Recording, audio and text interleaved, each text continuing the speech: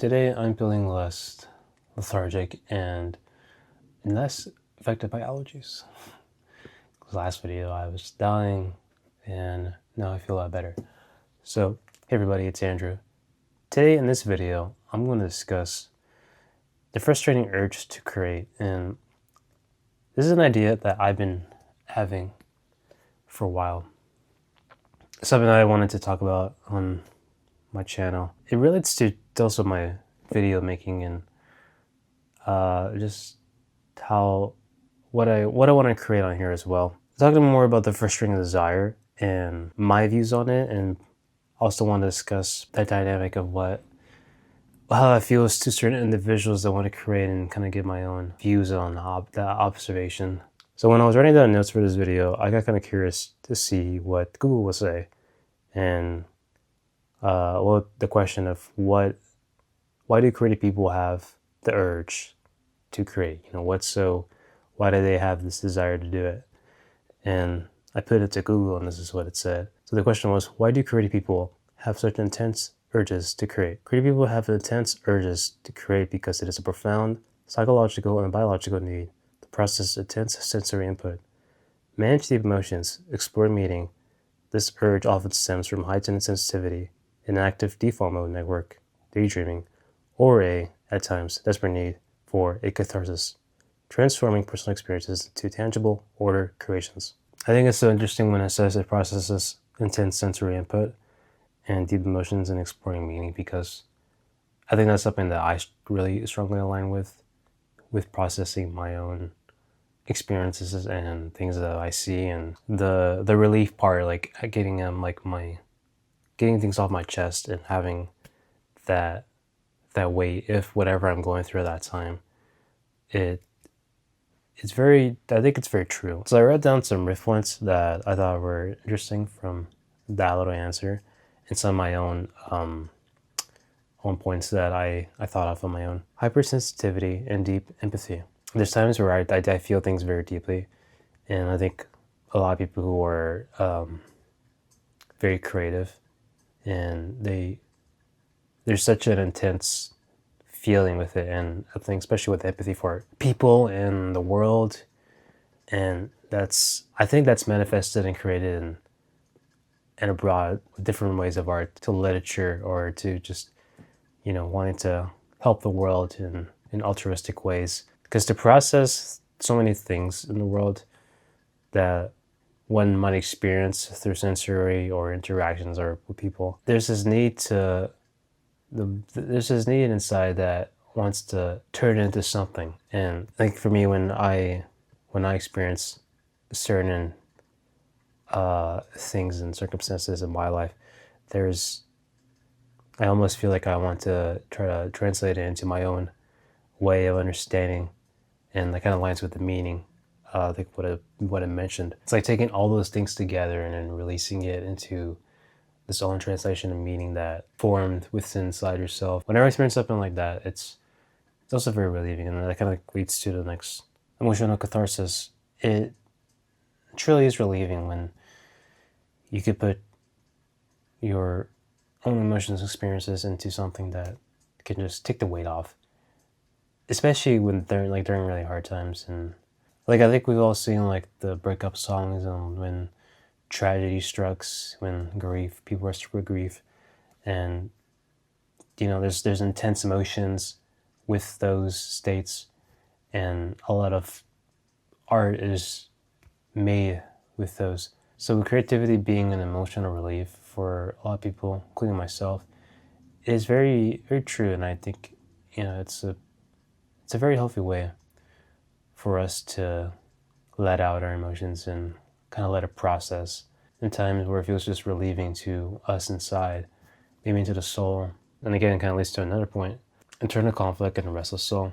I think when one goes through a very rough time, this leads back to emotional catharsis again, but more on the internal side, and it could be on the levels of an existential crisis, where you might be self-aware of the world and you see things in a very intense way. Sometimes it's hard to really understand because you want to figure out the meaning to it, and there's so much conflict within yourself that it's also just really relieving to kind of get it out and maybe even try to understand it through art. Like I think I've seen a lot of poetry and literature where there's a lot of famous ones that discuss philosophy and the existential dread of human existence. And I think this is very true when man has so much internal struggle and there's so much going on within himself. There's the art to help translate that, and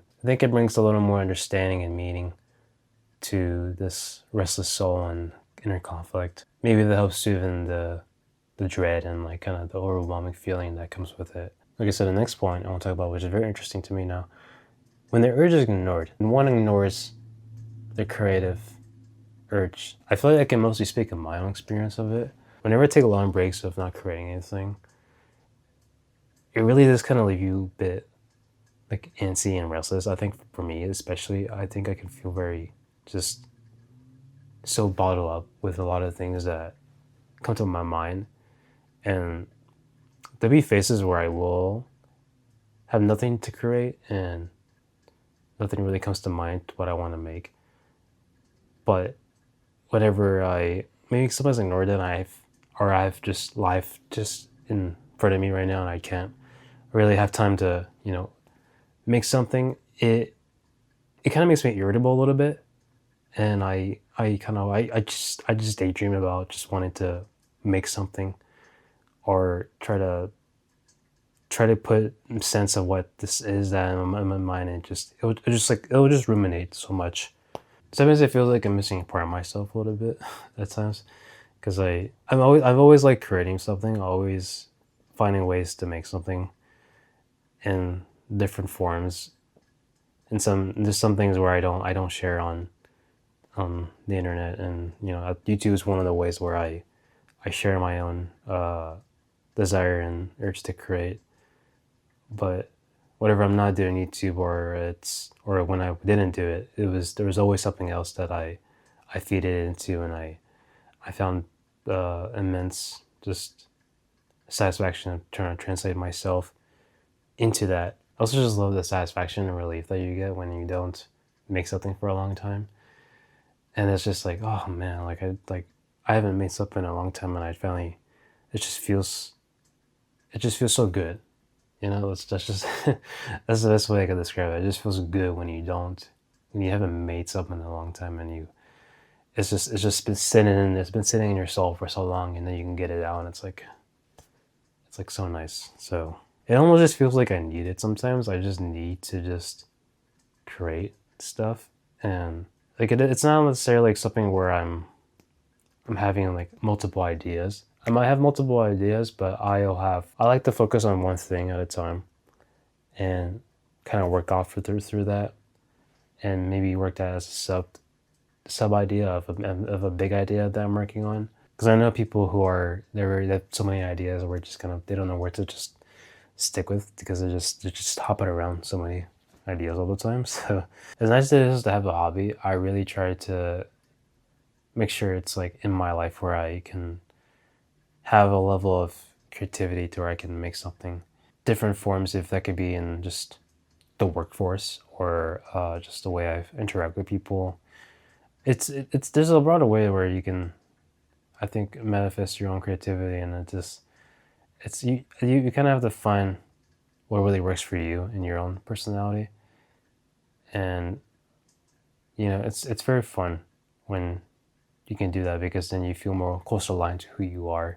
And then there's that level of sharing about yourself more, letting people see who you really are through that. And I think that's very cool, because it doesn't feel like, because it more feels like you're doing it because you want to and not because you have to. Sometimes I think maybe life should be lived sometimes like that, more doing things because we want to, not because we have to.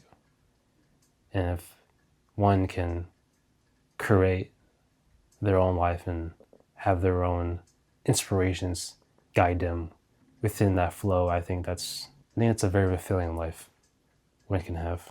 So I think the last point is the need for meaning and legacy. I guess you could say that the urge to create is the same as the urge to find meaning a little bit.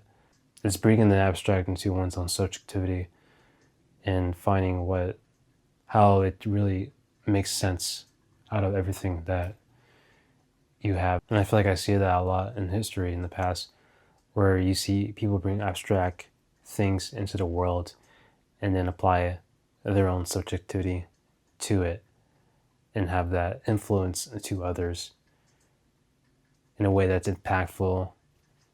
Sometimes good ways, bad ways, but because we're always longing for meaning, we're always wanting to figure out what everything means. And if we don't, then we all just kind of fall into nihilism and just not, just everything would just seem kind of meaningless. So I would say to end this video, probably 3 points that sum up the frustrating urge to create is the release of emotional tension, the inner conflict within oneself, to find meaning and symbolism inside the world, and through the feeling need of wanting to create, because it's just very stimulating and satisfying when you create something, especially when you're in that flow state, and it's just you have this intense stimulation that you made something. It's just so nice, I can't get over how satisfying that is. But yeah, that's all I got to say about that. Very fun topic. Let me know what you think, and check out more videos on my channel. You want to see more from me, of course. And that's all I got. I'll see y'all later.